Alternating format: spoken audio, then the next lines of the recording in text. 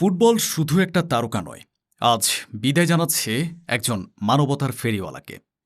আন্তর্জাতিক ফুটবলকে বিদায় বলেছেন সেনেগালের কিংবদন্তি সাদিও মানে। মাঠে তিনি ছিলেন দুর্দান্ত এক ফরওয়ার্ড, আর মাঠের বাইরে ছিলেন অসংখ্য মানুষের ভরসার নাম।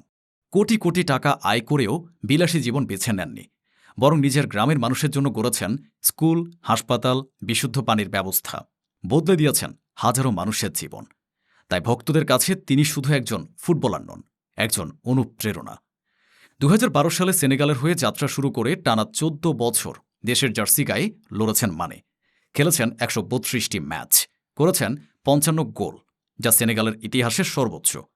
২০২১ সালে আফ্রিকার কাপ অফ নেশনসের প্রথম শিরোপা জয়ে ছিলেন সবচেয়ে বড় নায়ক। খেলেছেন ৩টি বিশ্বকাপও। তবে বিদায়ের সময় কিছু আক্ষেপ থেকেই গেল। স্বপ্নগুলো সব পূরণ হয়নি, কিন্তু ভালোবাসা জিতে নিয়েছেন পুরো ফুটবল বিশ্বের। ৩৪ বছর বয়সে আন্তর্জাতিক ফুটবলকে বিদায় জানালেও সাদিও মানের নাম বেঁচে থাকবে শুধু গোলের জন্য নয়, মানবতার জন্যেও। কিছু কিংবদন্তি ট্রফিতে অমর হন, আর কিছু মানুষ হয়ে ওঠেন মানুষের হৃদয়ে। সাদিও মানে সেই দ্বিতীয় শ্রেণীর কিংবদন্তি। তার বিদায় শেষ হলো একটি অধ্যায়, কিন্তু অনুপ্রেরণার গল্প চলবে আরও বহু বছর।